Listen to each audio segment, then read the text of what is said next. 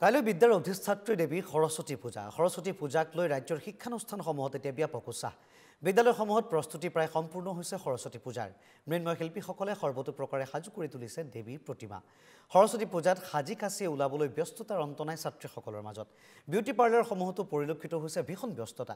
এবাৰ সৰস্বতী পূজাৰ দিনাই পালন কৰা হ'ব প্ৰেমৰ দিৱস।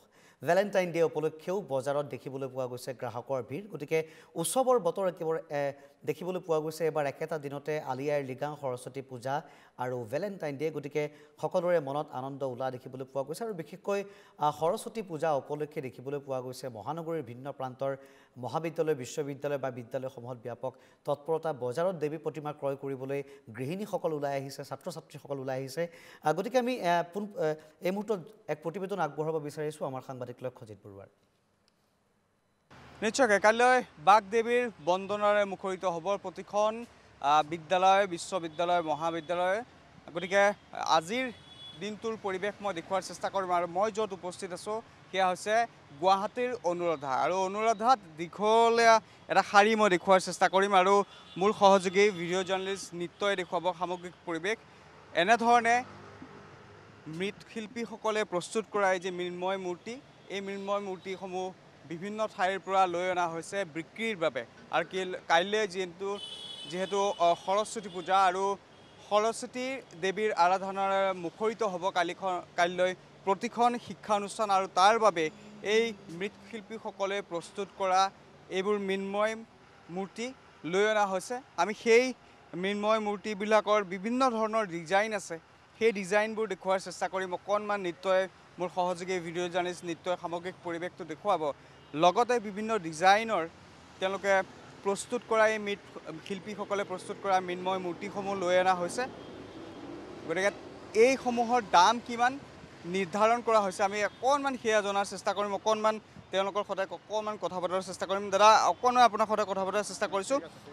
ক'ৰ পৰা আনিছে এইবোৰ? মালিবাৰী বজাৰ, পালপাৰা বুলি কয় গাঁৱৰ নাম। কিমানমান মূৰ্তি আনিছে এইবাৰ আপোনালোকে? আমি 50-60টামান আনিছোঁ। বিক্ৰী হৈছে নাই? বিক্ৰী হোৱা নাই, এতিয়া দুটা এটা হৈ আছে আৰু হ'ব জানো আশা কৰিছোঁ। দাম দৰ কিমানকৈ কিমানৰ পৰা কিমান লাগে? এই সৰু মূৰ্তিগিলা 2500কৈ বিকি আছোঁ আৰু হয় হয় আৰু এই ডাঙৰগিলাক 4000 আৰু অলপ ডাঙৰ 5000ত বিকি আছোঁ। সেই হিচাপতে বিকি আছোঁ।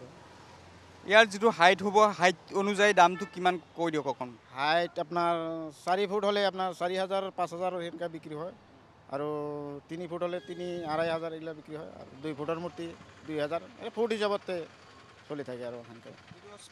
ধৰক 4 ফুট আছে 5 ফুট আছে, সেইটো কিমান? 5 ফুটত এইটো 5-6 এনেকুৱা মাজত হৈ যাব। ডিজাইনৰ লগত পৰে, ডিজাইন ভাল হ'লে আৰু দামটো অলপ বেছি বাঢ়ে আৰু ডিজাইনটো অলপ নৰ্মেলত আহিলে ডিজাইনটো অলপ কম, দামটো কমি যায়। ধন্যবাদ জ্ঞাপন কৰিছোঁ। অকণমান আগুৱাই যাম, দৃশ্যসমূহ মই দেখুৱাৰ চেষ্টা কৰিম।